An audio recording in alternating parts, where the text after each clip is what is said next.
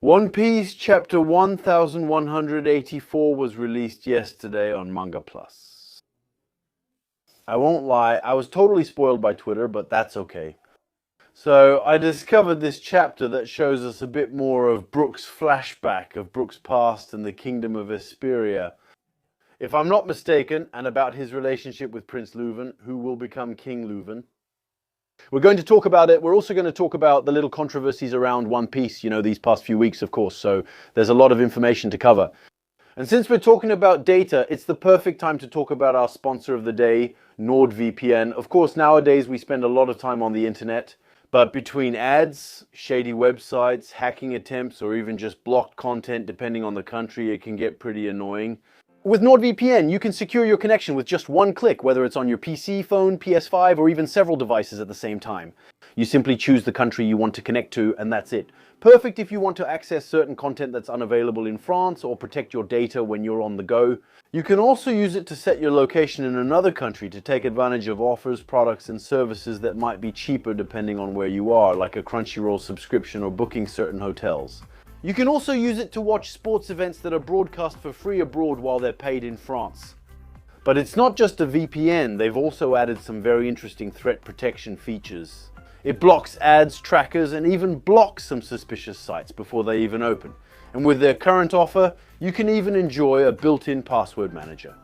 Their most interesting plan is still the 2-year one. It comes to about €3 per month with 4 months free, so it costs less than a fast food meal. And you have 30 days to try it out and get a refund if it doesn't suit you. If you're interested, you'll find the link in the description and in the pinned comment. May passion guide you. Yes. Well, what can I say about this chapter 1184? Actually, there isn't a whole lot to say, right?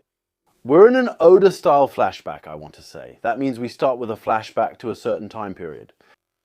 And yup, he gives us a second flashback right after. There you go, that's his special thing, that's his special move. The last flashback we had, the one about Loki, Harold, and Rox. That was it, at the beginning of the summer, just a few seconds. Years ago, when he checked his castle, and then 60 years before that, I can't even recall how far back it was. So yeah, it's like flashback inception. Yeah, that's his thing. Well, you know that I was a little bit skeptical about this flashback. So the problem isn't doing a flashback. The question is, why put Brook's flashback at this exact moment when we're in a super intense situation? I mean, the kids are being kidnapped and Himzama is fighting with Loki. There's a girl who's eating and you think, yeah, something crazy is about to happen and all that. And then bam, we go into a flashback. It's a bit frustrating. So we can say that it's done on purpose by DAP to create this feeling of frustration. And so it makes us a bit addicted to reading. I could understand, except that he does it often.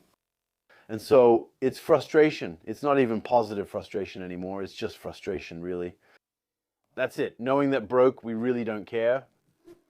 Well, I know it's not right. I know it's not right to say that. But honestly, Brook, who reads One Piece for Brook? Absolutely no one. That doesn't mean his West flashback won't be interesting. That's not what I mean. It's just that the placement is really, really weird, especially in an arc that's going all over the place. Now that we've said that, Oda's flashbacks, we've already talked about it here. It's kind of Oda's special move. And why do we tend to enjoy the flashbacks more than the present story in One Piece? Well, I think I have the beginning of an answer. Why did we prefer the story of the rocks? Why did we prefer Kuma's flashback? Why will we probably love Brook's flashback? Well, it's probably because Oda's stories, the way Oda writes in the flashbacks, is much more linear. I think that's the term I've found more than the present time.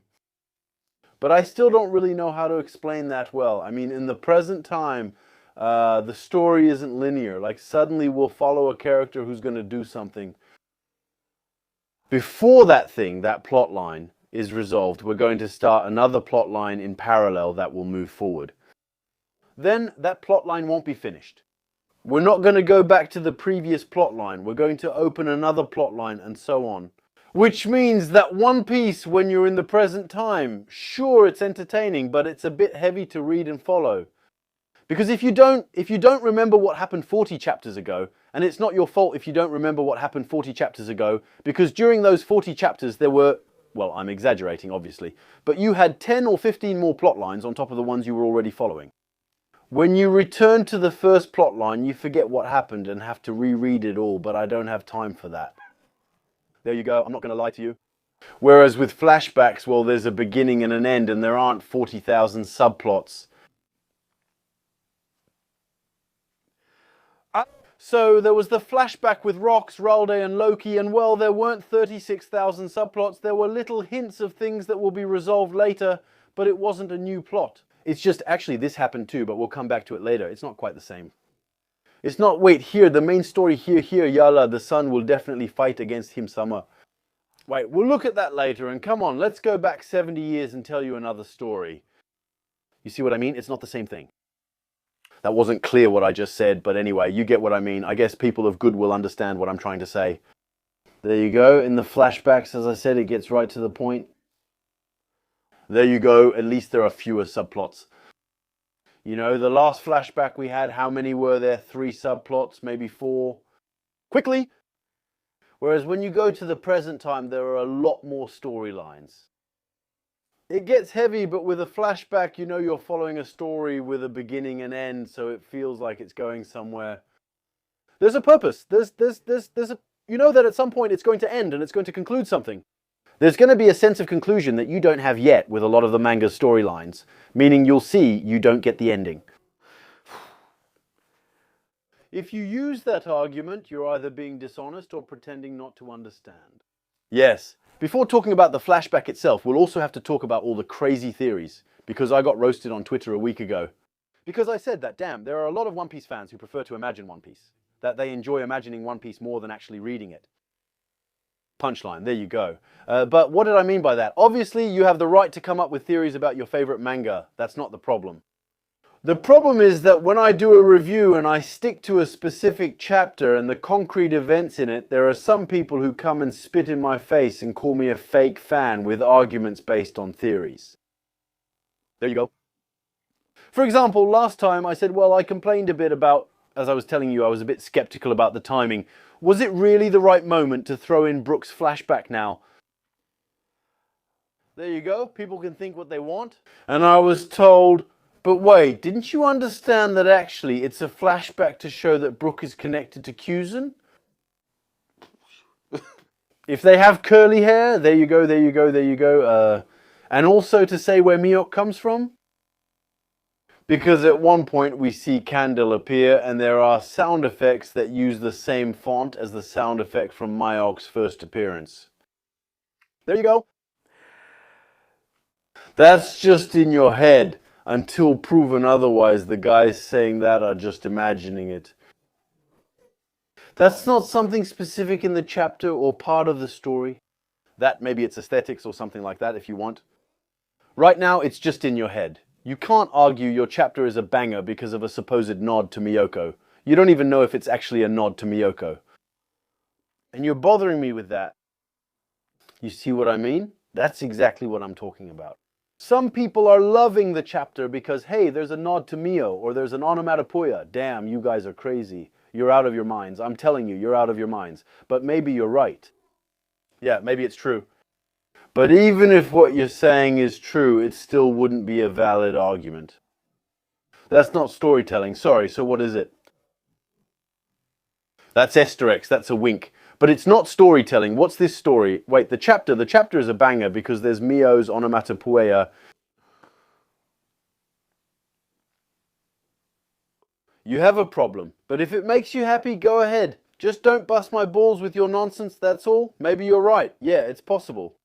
It's possible, maybe you're right. Okay, let's say that's true. I still don't see the point. Yeah. Why should we care about Myott's past when we're talking about Broke right now? I don't get it. But maybe I'm not Oda. Maybe Oda has a wild vision he'll explain to us. He'll say, yeah, that's right. Maybe. But right now people say the flashback is a masterpiece because of Miyok. Once again, maybe. But again, what is he doing here? I don't understand the connection. Anyway, a guy we haven't seen, it would be crazy if we got a flashback about Miyok's origins in Brook's flashback, while for Frankie we had to read a damn SBS to find out that Queen was his dad. Do you realize how crazy that is? You say no, it's like Dragon Ball. I'm just using it as an example if that's what's bothering you. I'm like, damn, we get the whole origin story flashback of Yajirobe, but you have to read some random guidebook to find out that Goku is a Saiyan, you know? Can you imagine the naivety? It's crazy. I think it's crazy. So do your thing if you want. Imagine whatever you want, but stop using your imagination as an argument to say that the chapters or the story we're being told is a masterpiece. There you go. It could be a masterpiece. Maybe I just don't have the vision, but find some concrete things. Right now it's nonsense. Right now it's nonsense. So I made a digression. How do you say that? 5-minute digression on this topic. Let's get back to the chapter. So we learn that Brook was originally an orphan who lived in the trash, in the dump of the kingdom of Vesperia. I hope that's right. It's Vesperia. There you go. And so he had made himself a violin out of trash, and he would sing all the time to forget a bit about the misery and to get through the hardships of daily life until he met Prince Louvain. Now he didn't know it was the prince, obviously who was 21 years old but looked like a 50-year-old guy, but why not? And so they became friends. There you go. And then at some point, Brook, he has problems with the Marines, with some corrupt Marines. And then he discovers that it's Prince Louvain and also finds out that she's the chief of the guard. And so that's it. Brook, thanks to his good heart, his kindness, and his musical talent, he becomes part of high society. He has become kind of the protege of King Louvain. Well, I find it pretty interesting, even if it's a story we've kind of already seen in One Piece. But anyway, so the guy comes from poverty and he found something in music that helped him overcome the hardships of life. So it's in line with what we had already seen back during his flashback with the mud. Yeah, really, that's it. Music is what helps him cope with life, to overcome hardships. And at the moment when he lost his crew, well, they died doing what they loved, which was playing music. So there will probably be a theme related to Brook's passion, related to music. So most likely there will be something like they're going to play a forbidden song or something like that, and as a result, the world government will want to censor it. It's true that up until now, if I'm not mistaken, we've talked about many aspects of totalitarianism, about the world government. By erasing history, by erasing cultures, by erasing knowledge, but we haven't really talked about erasing the arts. It's true that it's interesting because that's also part of history. You know, art today, we were talking about pop culture, but well, artistic creation, it's also a part of culture, so it's part of history, so it's also a testament to an era, of a state of mind of a certain era. So that's interesting because just like you can tear down statues, just like you can burn books, music is a bit intangible. So if that's the topic, it could be really interesting. How do you make music disappear? Since actually you can erase history, you can rewrite it, but art, that's complicated, right? Because music can be passed on in a way, how should I put it? It's not necessarily something written down, it's really more something that can be passed along. You can't stop people from passing on music if you want. And above all, art touches people beyond any kind of reasoning. Art isn't rational if you want. So it can be interesting. It can be interesting knowing that the sign of Nika's appearance, one of the elements that symbolizes Nika is the drums of liberation. There you go. It's becoming an interesting theme now. Right? Even in Kuma's flashback, when they mentioned Nika, they did the dance like pom pom, that's music. There's a connection with music in this story, so all of that could be interesting. So the flashback, in general, flashbacks are thrilling in One Piece. I've never said otherwise. Well, my problem is, why are you putting this in now? Maybe it's because it's going to be the key to something, the music. That could be really interesting if that's the case. Here you go. A nursery rhyme is just a story set to music, so something like that might happen, that's all. Now, knowing that Brook is so old, he's already dealt with demons. What happened in this kingdom of Vesperia that disappeared? That's what was said, so it disappeared. Why did it disappear? How? Was it the world government? The world government that made it disappear? Most likely. For what reason? It most likely has something to do with, or is related to, something musical, I think. There you go. And what will Fori's role be in all this? Well, for now, it's pretty hard to determine. She will most certainly make a pact, because we know that now she's kind of, how should I put it, an assistant to Imsama, a companion to Imsama, and Imsama willingly uses her as a vessel. We're going to tell a highly tragic story of betrayal. The problem I have with that, once again, is that, well, why did he never bring up the subject? Because, once again, Brook, if he went through all that, even if he didn't realize at the time that it was a demon story and all, he knows things, you know. He knows things, but never talks, just like Robin. She knows things and stays quiet too. She spent 2 years with the revolutionaries, never mentioned anything about it. It's weird. Just like the movie never mentioned his life before Monte Carlo, right? He never explained that either, you see.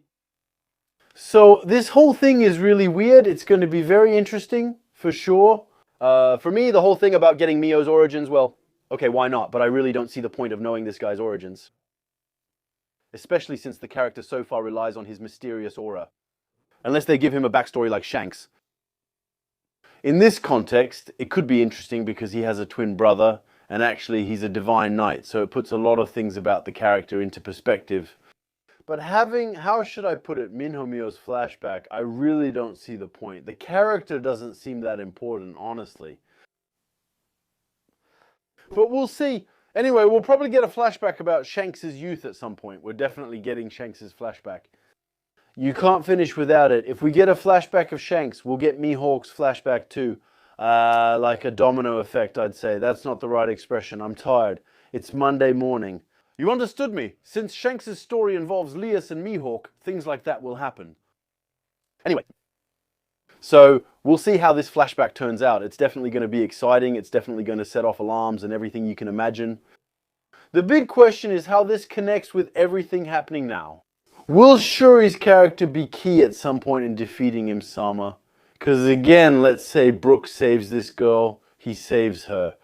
He decides to forgive her, it's not her fault, she wasn't in control of her actions, let's say. He saves her.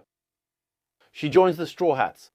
Let's say, that girl, she really knows some stuff, damn it. When are they going to start questioning her? I hope they question her, that she'll reveal some things, reveal a weakness, reveal the story, reveal something. If that's where they're going with this, I say, okay, go for it. But if it's not for that and it's for something else, that something else better be incredible, because if it's not for something like that, I really don't see the point. But again, that's just my take as a reader. Maybe once again, at the end of this flashback, I'll end up saying, well done, Mr. Oda, it all made sense. That's all I'm hoping for.